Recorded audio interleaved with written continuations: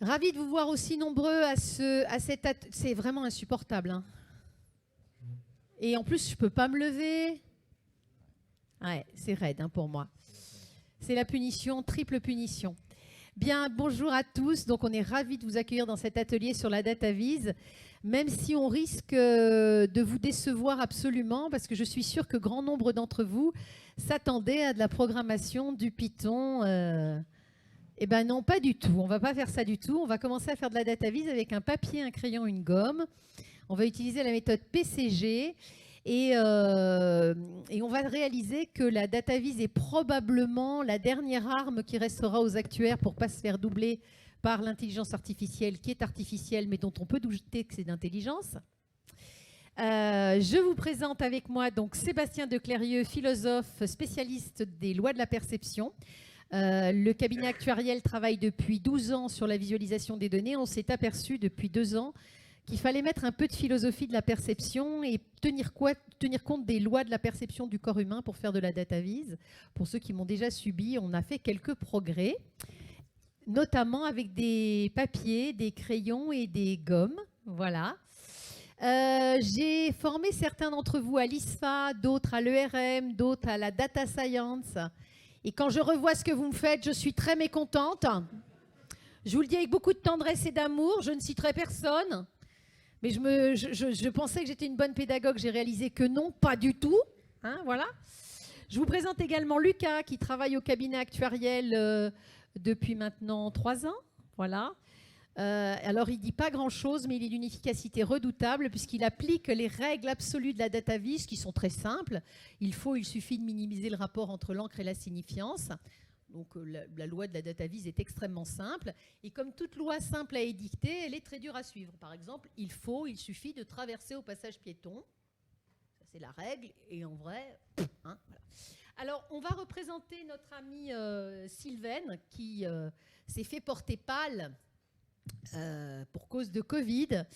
Et on va se souvenir que quand on voit une centrale nucléaire et un morceau de sucre, a priori, on se dit que le morceau de sucre est pas très dangereux. Et quand on regarde les statistiques, le morceau de sucre est bien plus risqué qu'une centrale nucléaire. Donc la perception du risque est vraiment très compliquée. Donc on a bien écouté la présidente et... 60%. 60%. Elle a dit 60%. Oui, non, mais les filles, là, qu'est-ce qui se passe? Pourquoi il n'y a plus de filles en actuariat, là? Hein? Bon. Elles sont où? Elles sont où, les filles? Ah, je sais, elles font coach. Ou naturopathe. Hein, voilà. Ou influenceuse, oui, oui, bien sûr, bien sûr. Alors, la data vise repose sur des concepts extrêmement simples, à savoir que la forme structure le fond. C'est-à-dire qu'un graphique mal pensé ne va pas faire passer l'idée qu'il doit faire passer. Et oui, un dessin peut changer la face du monde, puisque John Snow, au XIXe siècle, a fait augmenter à lui tout seul, avec un seul graphique, l'espérance de vie de 10 ans. Donc, un graphique peut changer la face du monde à condition qu'il soit bien fabriqué. On va tuer plein de règles très connues. Ah oui, mais un PowerPoint, ça sert de support. Non, un PowerPoint, c'est destiné à être projeté. Ce n'est pas destiné à faire un rapport. Non, un PowerPoint n'est pas destiné à être présenté pendant 2 minutes. On ne peut pas aller pendant 1 heure sur un PowerPoint et 1 seconde sur un autre. Bref, il y a 2-3 règles qu'on va appliquer ensemble en tenant compte des lois de la perception du corps humain. Alors, première chose, et là, le discours précédent qu'on a eu était remarquable à cet endroit. Dans une présentation, on retient le début et la fin, et au milieu, on dort. Donc, il s'agit de mettre le paquet au début et la fin. Et là, on a tous marqué 60%. 60%. Voilà. Le dernier truc, 60%. Le reste, voilà. Donc, pourquoi, Sébastien, on est concentré au début et à la fin et qu'on dort au milieu? Parce que là, c'est le début, alors vas-y, mets le paquet. Bonjour. Bonjour. En fait, il faut bien comprendre que les individus que vous avez en face de vous, c'est des êtres humains, des gens comme vous. Ce n'est pas des boîtes à chiffres, ce n'est pas des boîtes à mémoriser. Donc, ils ont un fonctionnement neurobiologique, physiologique, qui est structuré comme chacun d'entre nous. Et il répond à certaines règles de fonctionnement. Et ces règles de fonctionnement, elles vont déterminer normalement pour vous ce que vous allez pouvoir leur donner dans la mesure où vous avez envie qu'ils intègrent un maximum de choses. Et l'une de ces règles est qu'effectivement, c'est ce qu'on appelle la loi de la primauté et la loi de la récence, c'est-à-dire qu'on va se souvenir de ce qui marque initialement les choses, l'entrée d'un discours, l'entrée d'une personne, l'entrée d'un chiffre, l'entrée d'un tableau. Et puis ensuite, comme ça change les habitudes, on marque ça. Et puis ensuite, progressivement, on rentre dans une espèce de routine. Et cette routine fait passer un peu le reste des informations. Puis au bout d'un moment, malgré tout, on se réveille. Un bruit de porte, un bruit de verre, un bruit de table ou quelqu'un qui parle un peu plus fort. Et du coup, on se réveille, c'est la fin. Et c'est la dernière chose qu'on a entendue, dont on va se souvenir aussi. Donc on se retrouve dans une dynamique où on a passé 2 heures à parler ensemble. Et vous allez vous souvenir de ce qui s'est passé au début, de ce qui s'est passé à la fin, et au milieu, c'est le flou artistique. Donc restez dans le flou artistique, bossez votre intro, bossez votre conclusion. Je pense que ça doit vous rappeler quelque chose, la prof de français, Madame Michu, en 5e. Mets ton introduction sur le brouillon, mets ta conclusion sur le brouillon. Et le reste, tu t'en fous, de toute façon, on ne le lira pas. Donc l'idée, c'est de respecter ce que Madame Michu vous a dit en 5e pour la rédaction. Dans vos présentations, c'est identique. Insistez sur l'intro, insistez sur la conclusion. Le reste, c'est important, mais ce n'est pas essentiel. C'est comme ça que c'est vraiment pas la peine d'écrire pyramide des âges sur une pyramide des âges. Ça se voit que c'est une pyramide des âges. D'accord ? Par contre, si on écrit le vieillissement explique la dérive des comptes, ça a un petit peu plus de sens. D'accord ? Spoilez vos présentations, pensez à l'effet Colombo. Dès le départ, on sait dans Colombo qui est l'assassin. Et le fait qu'on sache qui est l'assassin va susciter de l'intérêt parce que la question de l'heure et demie qui suit dans Colombo, c'est comment il va le pécho avec son œil qui regarde d'un côté et l'autre qui regarde de l'autre côté. Donc n'hésitez pas à spoiler vos présentations et à sortir du descendant puisque vous allez susciter l'intérêt, mais comment il en est arrivé à cette conclusion-là. Et puis comme ça, s'il dort, de toute façon, l'information sera passée. Donc n'hésitez pas vraiment à être très efficace et à faire passer tout de suite votre information en termes de données. Alors, on va parler de cuisine, avec un sujet cher à mon cœur, la crème anglaise. La crème anglaise, je peux la faire au Thermomix, 1 000 €. Je peux la faire à la cuillère magique, 3 €. On est d'accord avec ça ? Alors, si je la fais avec la cuillère magique, je commence à faire un sabayon avec mon œuf et mon sucre, je fais bouillir le lait, je mets le lait dans l'œuf et ma crème est prête, d'accord ? Sinon, je mets dans le Thermomix, je suis le Thermomix et j'ai une crème anglaise. Peu importe l'outil, l'important, c'est de ne pas dépasser 85 degrés. Parce qu'une crème anglaise, quand elle a dépassé 85 degrés, elle est foirée. Et bien, la DataVis, elle ne dépend pas de l'outil que vous pouvez utiliser. Vous pouvez me faire de la visualisation des données avec un papier, un crayon, une gomme. Vous pouvez me faire avec Excel. Vous pouvez m'en faire avec Python, avec ça. Ce n'est pas le sujet. Aujourd'hui, pendant ces 3 quarts d'heure, on va regarder qu'est-ce que ça veut dire 85 degrés pour faire de la DataVis. Alors, pour vous en apporter la preuve, j'ai retrouvé le mémoire de fin d'études de ma maman qui date de 1957. Ma maman a connu mon papa chez l'oncle de mon papa. Elle a fait son mémoire de fin d'études sur les patates, les carottes, les choux de Bruxelles, les poireaux, les rutabagas. Oui, il y avait des rutabagas à l'époque. La salade de pissenlit avec un petit aléa. Les radis qui appartenaient à partir du mois de mai, puis on a une couleur en lien avec le légume. En termes de DataVis, ce graphique est parfait. Et en fait, nos graphiques aujourd'hui sont moins bons que celui de 1957 parce que les outils sont tellement faciles à utiliser qu'on n'a plus pensé à penser nos chiffres, notamment en termes d'objectifs et en termes de contexte. Christina Cordula l'a très bien dit, je dois m'habiller en fonction de ma morphologie, et je dois m'habiller en fonction des circonstances. Aujourd'hui, je viens à l'Institut des Actuaires. Regardez, j'ai mis un joli... Voilà, j'ai mis un... Alors, j'ai enlevé ça parce que c'était moche. Hein. J'ai mis des froufrous, un joli bijou, puis je me suis un peu maquillée. D'accord ?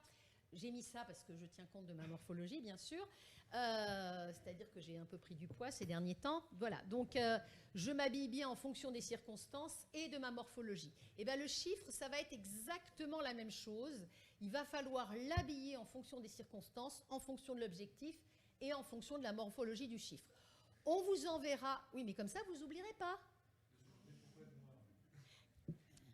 Vous voulez vraiment qu'on en parle ? Non, mais en même temps, là, le code couleur chez les actuaires, c'est un peu bleu et gris. Merci pour le rose, madame.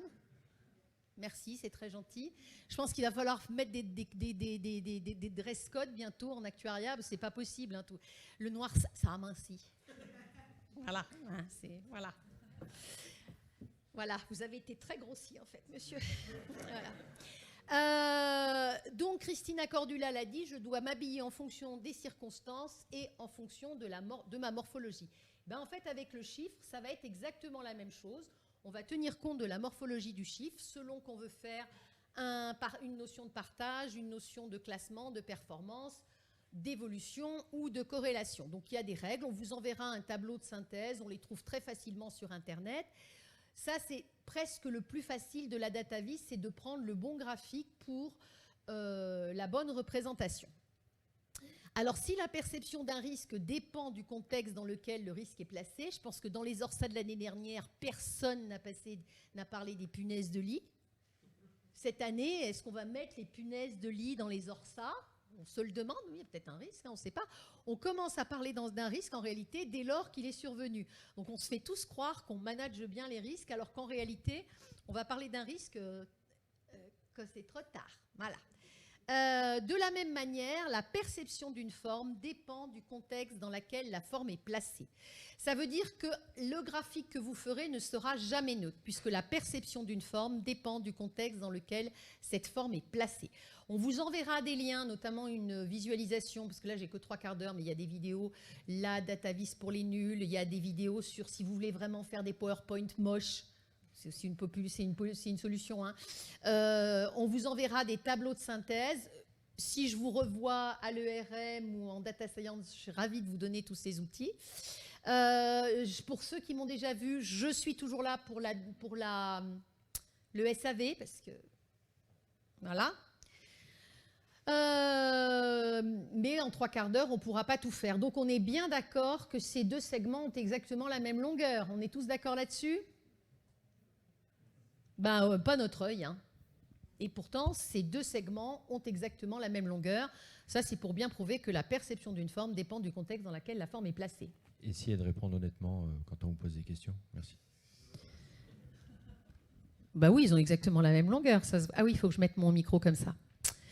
Bien, alors la communication est oui, mais je parle fort d'habitude. Alors évidemment, dès que je mets le micro, il faut que je parle doucement. La communication est majoritairement non verbale et la DataVis a, parmi les objectifs qu'elle court, c'est de mettre en lien ce que je montre avec ce que je dis. Ce qui est très important, c'est qu'un graphique n'a pas vocation à être analysé, un graphique a vocation à donner raison à votre analyse. Je vous entends tout de suite. Ah oui, mais c'est de la manipulation. Je vous le confirme, c'est de la manipulation. Manipuler, ça veut dire prendre en main. Il va falloir prendre en main en l'assumant. On va prendre en main avec éthique, Madame la Présidente l'a dit, avec excellence, Madame la Présidente l'a dit. Mais la data visualisation consiste à mettre en lien ce que je montre avec ce que je dis. Le cerveau, il aime bien que ce que je dis soit cohérent avec ce que je montre. Si vous avez des enfants, si vous ne faites pas ce que vous dites qu'il faut qu'ils fassent, vous savez bien que ça ne se passe pas bien. Eh bien, pensez que votre interlocuteur, il est exactement dans cette dynamique et qu'un graphique n'a pas vocation à être analysé, il a vocation à donner raison à votre analyse et à mettre en conformité ce que vous dites avec ce que vous montrez. La cohérence et la manipulation, vous en faites tous les jours dans la manière dont vous parlez, dans la manière dont vous échangez, dans la manière dont vous construisez une relation. C'est-à-dire que votre langage corporel, la manière dont vous allez appuyer votre discours oral, avec les mouvements du corps, avec les intentionnalités, avec la gestion de votre espace, avec le rapport au temps aussi, est là pour appuyer votre discours. Donc il serait dommage que dans la manière dont vous allez faire des représentations graphiques, dans la manière dont vous allez présenter vos travaux, il y ait une discordance, il y ait une incohérence entre ce que vous présentez et ce que vous voulez porter comme information.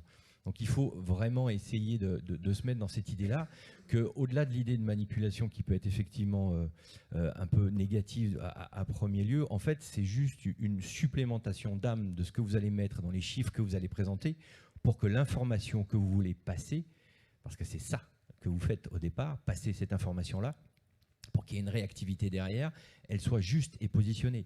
Vous n'avez qu'à demander à quelqu'un de crier au secours en étant assis ou couché par terre, personne ne va venir le secourir. Quelqu'un qui va crier au secours et qui va partir en courant, oui, vous allez imaginer qu'il y a un problème.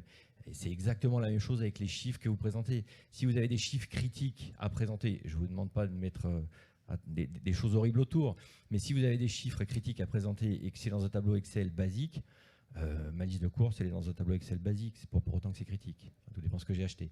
Donc l'idée, c'est vraiment de trouver de la cohérence, et cette cohérence, elle est dans la manière dont vous fonctionnez, vous, d'où les lois de la perception, d'où la compréhension du fonctionnement physiologique et des structurations neurobiologiques qu'il y a derrière, parce que vous ne pouvez pas aller au-delà. Si vous allez au-delà, vous rentrez dans l'incohérence, et du coup, votre discours, il va devenir abscon. Les gens ne vont pas comprendre. Il va y avoir une dissonance, de la même manière que quand on ne s'entend pas ou on ne s'explique pas, on va ramener du geste, on va mettre des choses en plus pour que notre discours soit plus limpide. Vous, la data vise, elle va venir se positionner sur ces chiffres-là, elle va venir se positionner sur ces représentations-là pour que ça soit clair et limpide. Alors, première règle, dans la communication, c'est assez ancien, hein. Albert Mehrabian, vous avez probablement eu des formations en communication là-dessus. La moitié de la communication est visuelle, elle est vocale à 38%.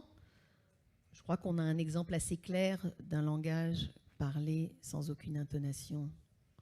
Par rapport à un langage avec beaucoup d'intonation, d'accord ?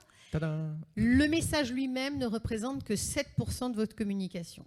Voilà, donc ça, c'est bien de le rappeler, c'est des évidences. Tu veux rajouter un mot là-dessus ? Juste une chose, ça veut dire que si vous faites de la data vise qui est clean, vous avez 50% du travail qui est fait, plus de 55% du travail qui est fait. Donc la data vise, oui, ça demande un peu de boulot, mais vous faites déjà la moitié du travail sur ce que vous avez à transférer comme information. Il suffit d'avoir un discours un peu clair derrière, et on est à 38%, et c'est tout bon. Donc c'est compliqué au départ, mais ça vous simplifie la vie derrière. Alors, plusieurs règles de data vise, hein, sur un support, c'est un graphique ou un tableau, jamais les deux. C'est mini-jupe ou décolleté, jamais les deux. On maquille les yeux ou la bouche, jamais les deux. C'est assez connu. Donc, c'est le tableau ou le graphique. Parce que si vous mettez le tableau et le graphique, l'œil va vérifier au lieu de vous écouter. Ça, c'est la première règle. Deuxième règle, si le graphique n'apporte rien au tableau, on garde le tableau de chiffres. Et s'il y a du texte, on le met où le texte ? En page de notes. S'il y a du texte là, parce qu'il faut citer l'article de la directive européenne sur Solva 2, numéro 42, page de notes. D'accord ? Parce qu'en France, on utilise PowerPoint pour écrire des rapports. Pour écrire des rapports, c'est Word. Mais bon, on fait nos rapports sur PowerPoint. C'est pas fait pour ça. Donc, mettez vos textes en page de notes. Alors, les 6 lois de la physique, je pense qu'on va aller un peu vite là-dessus. On va les enchaîner. En fait, c'est plus mon domaine, mais comme Anne parle beaucoup, je vais réduire mon domaine. En fait. Non, mais je vais me taire. Je vais me taire. Mêlez. On va faire comme ça. Allez, vas-y. Voilà. En fait, c'est des règles par-delà lesquelles vous ne pouvez pas aller. C'est comme la vitesse de la lumière. Il n'y a rien de plus vite.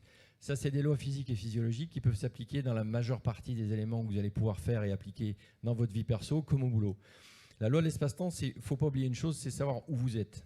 C'est-à-dire que le lieu dans lequel vous allez présenter les choses, les espaces dans lesquels vous allez jouer et l'environnement est extrêmement essentiel dans la clarification et dans la manière dont vous allez présenter vos données. Vous n'allez pas présenter les données de la même manière en fonction d'un environnement différent. Les règles aussi de cet espace, c'est-à-dire qu'ici on est dans une structuration où il y a un échange qui est excessivement descendant. Alors pour nous on a la lumière dans les yeux, pour vous vous avez évité ça, mais nous on est sur un pupitre éclairé, on ne peut pas bouger, on est au-dessus de vous, donc les échanges, moi quand je suis au-dessus de quelqu'un, j'arrive pas à échanger, je préfère être de vis-à-vis. Donc voilà, on a une structuration ici hyper statique dans un échange, dans une présentation, super sympa. Ça ne dure pas longtemps, heureusement pour vous, parce que vous n'allez pas rester très longtemps assis, mais il n'y a pas d'échange. Donc n'oubliez pas que l'espace dans lequel vous allez donner vos informations va corréler aussi la manière dont ça va être perçu.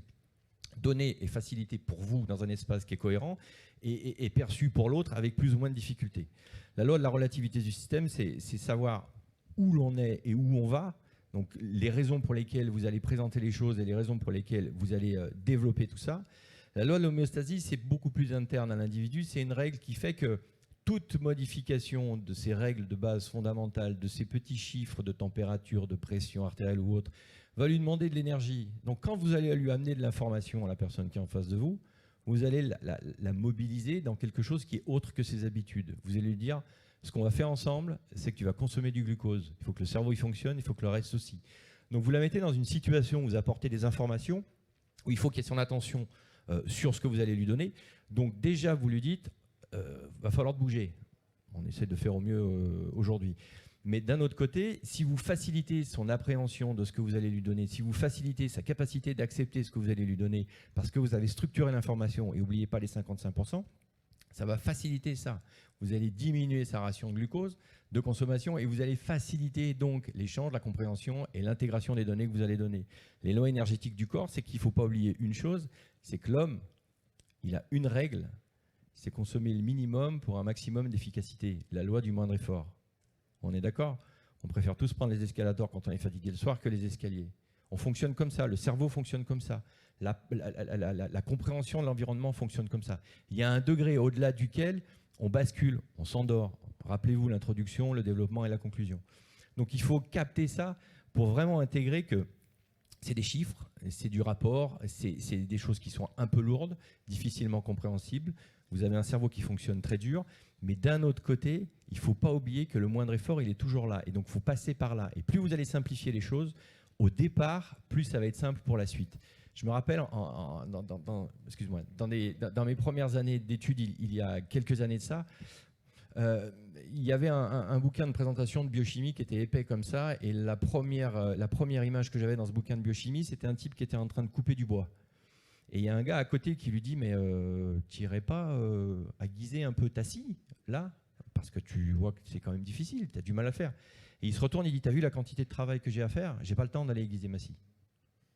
Vous comprenez l'idée qui se sous-tend derrière, c'est-à-dire que l'effort que vous allez faire initialement va vous faciliter la suite derrière. Et c'est ça, c'est le coup d'après qu'il faut aller viser.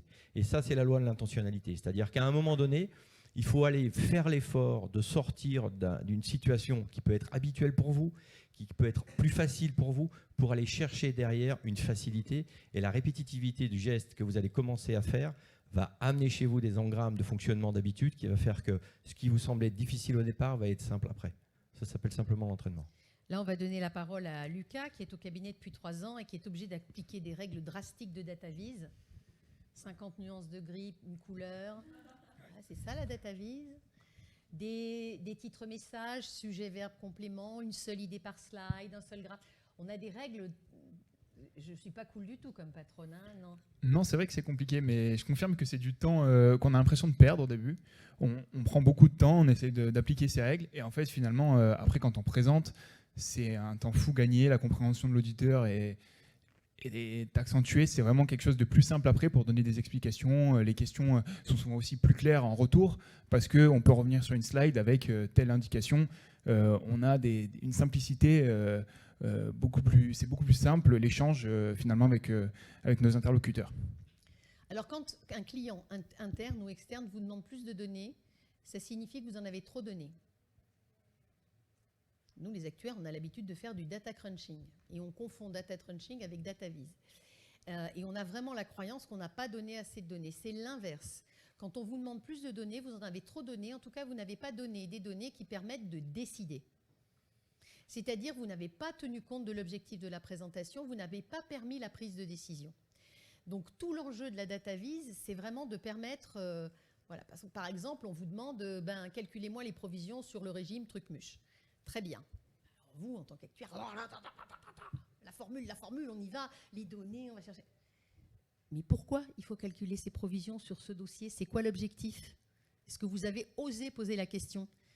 Parce que si c'est pour augmenter les cotisations, on ne va pas présenter de la même manière que si c'est au contraire pour ne pas augmenter. Tout dépend de l'objectif. Bien sûr qu'on va calculer des provisions, c'est notre job. Mais selon l'objectif de la demande et l'objectif caché de la demande, le travail à faire ne sera pas le même. En tout cas, la présentation des résultats ne sera pas la même. Je sens que ça parle à certains dans la salle, ça. Loi du focus, j'avais oublié la loi du focus. La loi du focus, c'est que vous... Alors, je vais reprendre l'expression que j'ai prise ce matin. Il n'y a que les filles pour nous faire croire qu'elles peuvent faire plusieurs choses à la fois. C'est vrai. Elles nous le font croire. Alors, nous, on est bien élevés et on dit oui. Nous, on ne peut pas. Mais c'est pareil, ça, nous, c'est la loi du moindre effort qui nous fait dire ça. Ça nous évite de faire plusieurs choses à la fois. L'idée, c'est que vous ne pouvez pas présenter de multiples tâches et de multiples idées en même temps. Votre cerveau, il n'est pas fait pour.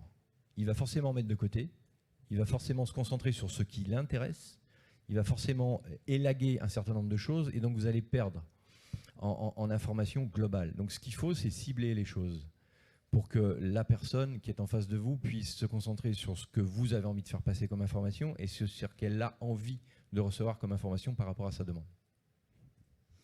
Alors un exemple très connu, par exemple, sur les codes couleurs et la loi du focus, je sais pas, enfin, il y a plusieurs des règles. Si vous êtes allé en Suisse récemment, je ne sais pas si vous êtes allé en Suisse en voiture, oui, non, ou en Italie, qu'est-ce qui se passe? On se plante, parce qu'en Suisse, les autoroutes sont marquées en vert et les routes en bleu. On a tellement l'habitude que les autoroutes en France soient en bleu et que les routes soient en vert, qu'il faut vraiment se concentrer très fort pour savoir et pour inverser. Le cerveau, une fois qu'il a connecté une couleur à une variable, il ne peut plus changer. Dans l'industrie pétrolière, ils ont un énorme problème sur ce sujet-là. Toute l'industrie pétrolière met le pétrole en vert et le gaz en rouge, sauf Shell. Ils font l'inverse. Ben, il a fallu que Shell plie aux autres parce que le code couleur n'était pas le même. On ne peut pas s'amuser avec les couleurs qu'on veut, comme on veut, dès lors qu'on a donné du sens aux couleurs. Ça, c'est les variables de Bertin qui nous enseignent ça. Il y a également McLonney, qui a fait des écrits très intéressants là-dessus. Mais si vous êtes déjà allé en Suisse, je suis sûre que mon exemple vous parle. Je vois des petits sourires dans la salle. Donc, c'est vous dire à quel point on dit souvent que l'habitude est une seconde nature, mais c'est vraiment vrai. Par souci d'économie, par la relativité des systèmes, notre cerveau est fait de ça. Bref, on est comme dans la 7e compagnie, le fil bleu sur le fil bleu, le fil rouge sur le fil rouge. Et on ne peut pas s'amuser avec les couleurs comme on veut. D'accord ?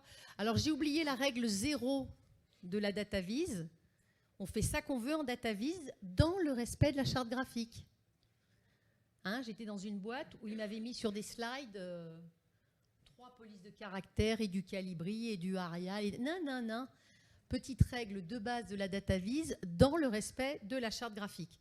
Qu'est-ce qu'elle a dit, la dame de la présidente, dans le respect de l'excellence ? 60%. 60%. Elle a dit aussi dans le respect 60%. de l'excellence. Ça lui tenait au cœur, hein, l'excellence, à Madame la Présidente. Hein. Je peux rebondir sur la présidente. Enfin, sur... Vous voyez bien que je ne me permettrai pas. Non, ce qui est important dans l'intégration de cette compréhension-là, c'est qu'effectivement, elle a parlé d'une chose dont je me souviens aussi, c'est la place de vous par rapport à l'IA. Et c'est, à mon sens, un carrefour essentiel dans la construction de votre métier, même si je ne côtoie pas votre métier depuis très longtemps. C'est ce qui me semble évident. Et cette prise en charge, cette prise en compte-là de ces lois-là, de cette compréhension qu'en face, il y a de l'humain et qu'il y a des canaux par lesquels il va percevoir mieux les choses et bien les choses, c'est votre place absolue. Ce que l'IA ne fera pas. L'IA va sortir un tableau Excel, elle va tenter de faire des trucs, mais ce n'est pas vous. Tu es en train de dire que la carte n'est pas le territoire.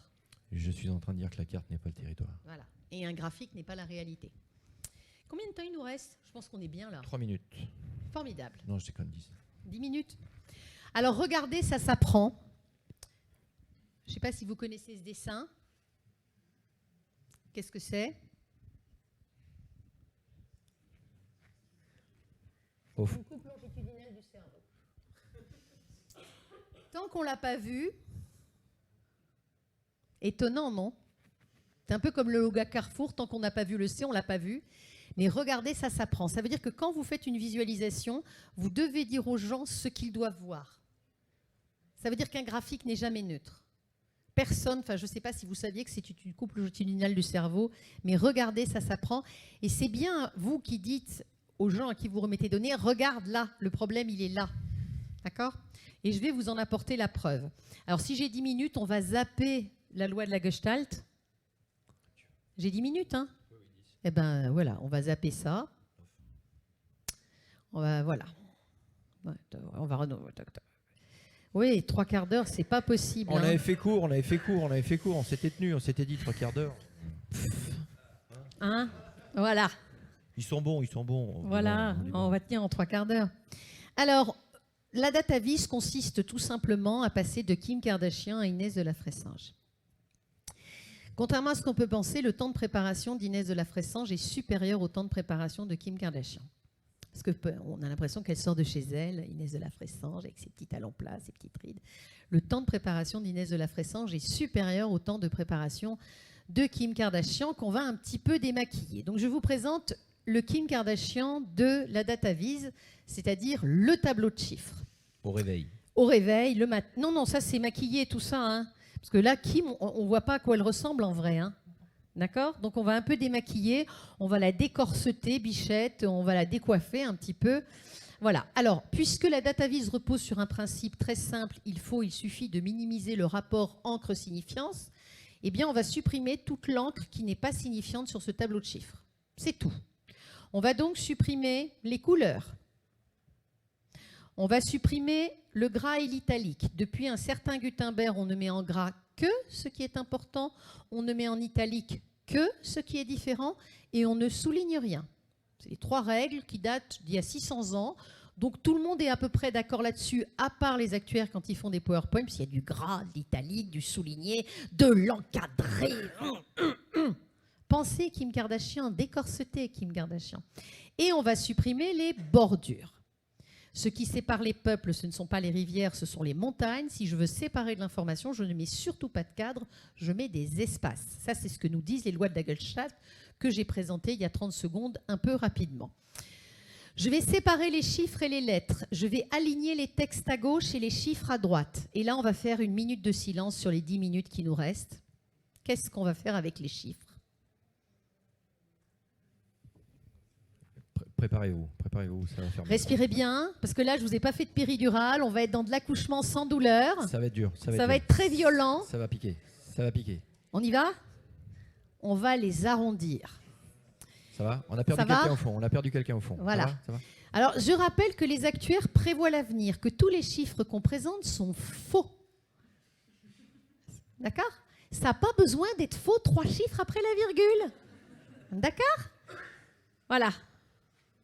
Faire arrondir un actuaire, faire arrondir un Lucas. Il n'est pas bien. Hein. Ça va, Lucas ? Non, ça va ? Alors, pourquoi il faut arrondir ?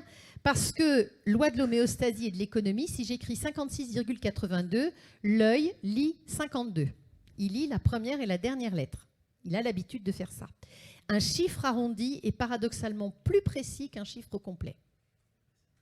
Mais faire arrondir un actuaire... La minute de silence étant passée, on ajuste, on supprime les répétitions et on met des espaces. Vous avez vu que si je mets des espaces, le cerveau fait des blocs. C'est bien les espaces qui séparent. Et je souligne l'analyse. J'ai fait mon métier d'actuaire et moi je suis actuaire santé. Hein. Les dermatologues d'Ora sont les plus chers. Sujet, verbe, complément. Lucas, sujet, verbe, complément, comment ça se passe pour toi ? C'est pas facile. C'est pas facile, hein. Faire mettre un verbe dans une phrase, ça n'a l'air de rien, mais ça fait vraiment partie de l'intelligence naturelle à développer, c'est que ça vous oblige à réfléchir sur ce que vous voulez vraiment dire. Un verbe, c'est une action, c'est ce qui va mettre de la dynamique à votre présentation. Au début, quand ils arrivent, ils me disent « mais là, j'ai pas de verbe à mettre ». Il y a toujours un verbe à mettre, même si c'est le verbe être. Le verbe, c'est la dynamique, c'est ce qui va donner de l'élan à votre présentation. Sujet, verbe, complément. On va préférer les articles définis aux articles indéfinis, bien entendu. On va éviter les que, les quoi, les qu'est-ce. Un régime qui dérive, c'est moins efficace que le régime dérive. Bref, il va falloir apprendre à la jouer footballistique. Droit au but, sans les mains. Because, loi de l'espace-temps, économie d'énergie. Un régime qui dérive, c'est moins signifiant que le régime dérive. Tu veux dire un mot ? Non, juste effectivement, c'est ça, c'est l'intentionnalité aussi. C'est-à-dire qu'à un moment donné, vous voulez faire passer quoi ? Vous voulez laisser à l'autre la possibilité d'imaginer ce que vous auriez aimé lui dire ou vous voulez vraiment qu'il sache ce que vous voulez ? Il faut être cohérent. Donc là, j'ai un client en Rhône-Alpes, il se demande s'il faut mettre des dépassements d'honoraires ou pas. Il voit ça, il dit on va mettre des dépassements d'honoraires. Oui, c'est une bonne idée, monsieur le client. Maintenant, j'ai un client breton. Alors là, c'est l'inverse. Les généralistes bretons restent abordables. Il n'a pas trop de dépassements, ça va chez vous, il n'y a pas de problème avec ça. D'accord ? Donc, mon graphique et mon tableau de chiffres. Un tableau de chiffres, c'est un graphique comme un autre. un graphique, un tableau de chiffres, c'est un modèle. C'est-à-dire qu'on n'y pense pas, mais dès que je fais un graphique ou dès que je fais un tableau de chiffres, je modélise la donnée. Et la modélisation de la donnée, c'est la transformation. C'est-à-dire qu'à chaque fois que vous prenez le risque de faire un graphique ou de faire un tableau, en réalité, vous transmutez la donnée. Un graphique n'est jamais neutre. Jamais, jamais, jamais, jamais. Et on revient à Kim Kardashian. Je ne sais pas si vous vous rendez compte de l'énorme différence. Et j'aurais pu améliorer encore notablement cette... voilà. Alors perso, moi je préfère Inès de la Fressange. Mais le paradoxe, c'est que le temps de préparation de Inès de la Fressange est beaucoup plus long que celui de Kim Kardashian. Alors au cabinet, on a un petit problème de commercial. Madame Marion, c'était super, on a tout compris. Oui, et du coup, on a fait travailler un vrai actuaire. Donc on a quand même un problème en France où pour avoir l'air sérieux, il faut être incompréhensible. Alors ça, c'est une bonne nouvelle pour les ateliers que j'ai suivis à côté. Il n'y a aucun problème, on ne comprend rien, on est bien, voilà. Hein ? Très très sérieux à côté. Hein. Ah ouais, ouais. Voilà. Alors pourquoi il faut faire compliqué pour avoir l'air sérieux ? Parce que les gens s'attendent justement à ne rien comprendre. Donc, coupez l'herbe sous le pied. Vous allez leur dire qu'effectivement, ils vont comprendre quelque chose de compliqué, donc ils ne sont pas si bêtes. C'est bien dans la relation. Non, je plaisante. L'idée, c'est vraiment d'en faire plus pour paraître. C'est l'histoire du chat qui se gonfle ou du crapaud buffle qui se gonfle, c'est la même chose. C'est-à-dire pour paraître important, il faut que ça soit important. C'est ce que Anne disait dans l'exercice où vous allez donner des données, vous allez en donner beaucoup, et finalement vous allez tellement en donner que l'autre ne sait pas quelles données il faut que vous lui donniez, donc il va vous demander encore des données. La journée n'est pas finie. Donc l'idée, c'est vraiment de se dire, c'est pas parce que les choses sont simples et qu'on les amène avec facilité et que vous les comprenez et que vous avez ce qu'on vous demande que ça ne marche pas. Les choses les plus simples, c'est le rasoir d'Occam. Souvent, les choses les plus simples, c'est celles qui fonctionnent le plus, quoi. Donc, n'oubliez pas ça, parce que dans les échanges, dans la manière de présenter, oui, vous ne perdez pas en crédibilité en faisant simple. Ce n'est pas en faisant beaucoup que ça va marcher. C'est pas en faisant beaucoup que ça va marcher, réellement. Donc, c'est la règle numéro 19 de la data vise. Un dessin doit valoir 1000 mots. C'est ça l'enjeu, d'accord ? Alors, règle numéro 23, 50 nuances de gris, une couleur. La couleur étant signifiante, on va utiliser la couleur qu'à un endroit où on veut signifier quelque chose. C'était à Lucas de présenter ça, mais comme on a 5 minutes, je vais continuer à l'arrache. Donc, le genre de graphique qu'on ne présente jamais quand on est actuaire, jamais on a vu des graphiques comme ça, d'accord ? Ça, Christine Cordula vous dirait, ma chérie, c'est la catastrophe. Le titre ne sert à rien. Je ne fais passer aucun message. Le tableau de chiffres aurait été plus pertinent que le graphique. Ensuite, il faut que l'œil fasse du lien entre la légende et le texte. Pendant que vous faites ça, vous ne m'écoutez pas. Donc, ce graphique, ça ne va pas du tout, ma chérie. Donc, Christina Cordula. Alors, il y a Coco Chanel qui disait également, si la robe est belle, ils verront la robe. Si la robe est parfaite, ils verront la femme. Donc, si le graphique est beau, ils verront le graphique. Si le graphique est parfait, ils verront l'idée. C'est ça l'idée de la data vise. D'accord ? Donc, regardez le même graphique, simplement relooké. Là, c'est bêtement du Excel. On n'a rien réinventé. Ça fonctionne extrêmement bien. Et là, je fais passer mon idée beaucoup plus efficacement. Et mon graphique est au service de mon analyse. J'aurais pu dire que confort était stratégique, d'accord ? Donc, je pourrais aussi le présenter de la manière suivante. Tradi est le produit phare. 3/4 du portefeuille est porté par Tradi et Confort, tandis que Max mérite une étude spécifique. Donc, non seulement on ne met qu'un seul graphique par slide, mais si un graphique comporte plusieurs analyses, on va présenter plusieurs fois le même graphique. Ah, mais ça va faire beaucoup de slides. And so what? Voilà. Bon, on a plein de choses à vous dire encore. À plein. Voilà. Vous avez l'après-midi. Alors, comme la loi du focus, on va finir avec ça, nous raconte qu'on peut faire qu'une seule chose à la fois. Ça, c'est l'effet Stroop qui l'explique de manière très intéressante. Alors, si on lit les couleurs rouge, vert, bleu, c'est très vite fait. Maintenant, si je lis le nom de la couleur sur... Si je lis vert, bleu, rouge, ça demande beaucoup plus de d'énergie. Voilà, cet effet Stroop est très intéressant. Et dans les graphiques qu'on a, on a souvent des hiatus liés à la couleur et à la signifiance de la couleur. Donc la loi du focus, là je vais te laisser la parole, je vais vous laisser la parole, messieurs, nous dit qu'on peut faire qu'une seule chose à la fois. Donc quand vous présentez une réserve, une clause de PB, peu importe, ne présentez pas tous les chiffres à la fois. Donc là, par exemple, on met en évidence le fait que la réserve au 31-12 de l'année était de 1,8 million. Donc ensuite, on passe à la slide suivante où on a l'information sur les cotisations nettes qui viennent s'ajouter, auxquelles on déduit les prestations payées, puis les provisions, puis les frais qui s'appliquent sur le contrat, enfin les bénéfices qui s'élèvent à 1,2 million,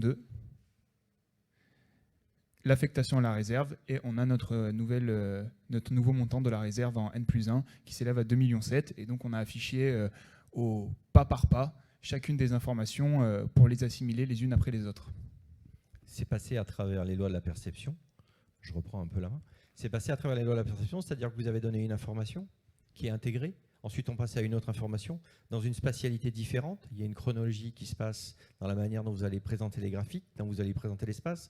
Donc vous spatialisez, vous randomisez la manière dont vous allez pardon, pas randomiser, vous présentez d'une bonne manière l'ensemble des données que vous voulez que l'autre intègre pour qu'il y ait une prise de décision au final.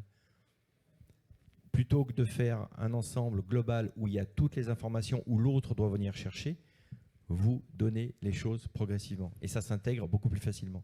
Et le truc qui aurait pris 10 minutes à essayer de comprendre, en 30 secondes, c'est fini. C'est un petit peu comme au restaurant, et ce sera le mot de la fin. Moi, j'adore les aubergines à la parmesane. Je raffole des spaghettis al vongole.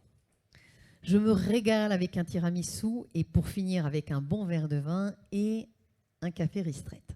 Voilà, si je vais en Italie, je vais me régaler avec ça.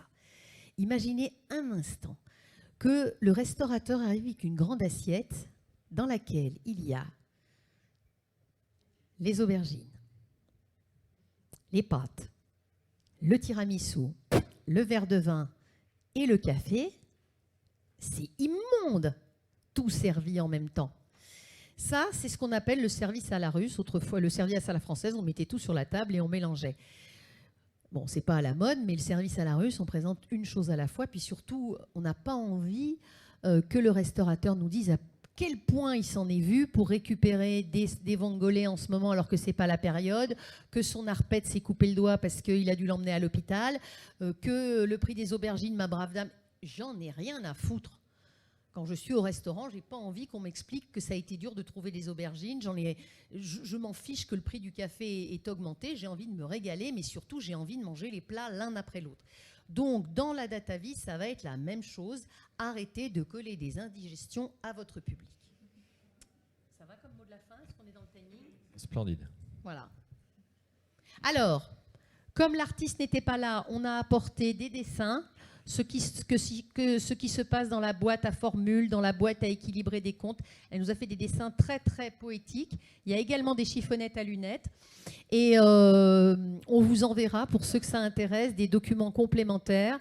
Pour ceux qui veulent aller, parce que là, on n'a rien dit en 3 quarts d'heure, mais ceux qui veulent aller plus loin, je vous recommande la vidéo sur Internet, la DataVis pour les nouilles, qui reprend des règles extrêmement fortes. Et puis, évidemment, on se tient à votre disposition pour répondre à vos questions. Nous avons terminé dans les temps, je crois, non?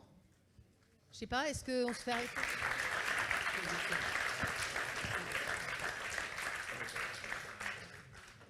Est-ce qu'il y a des questions? C'était très désagréable. Il n'y a pas de questions.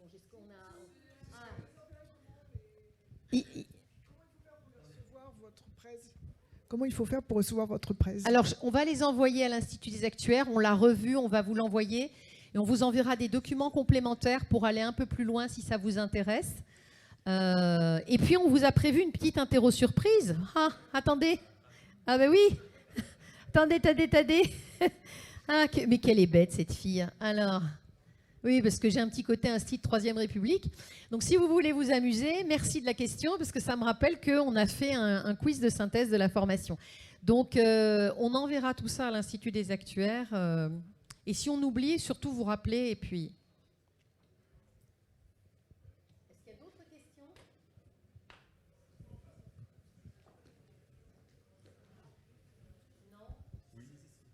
Si je comprends bien, même la plus grande intelligence humaine combinée à la plus grande intelligence artificielle n'arrivera jamais à faire des rapports automatiques pour chacun des partenaires au client. Yes. J'ai compris quelque chose. Merci. Yes. Voilà.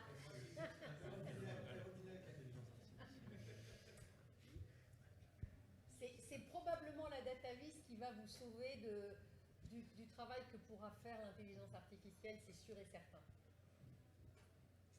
Une autre question? Ouais, tu veux rajouter? Tu veux Ouais, en parler, toi? je rajoute juste une chose par rapport à ça. J'ai envie de vous parler d'un sujet assez simple et assez court.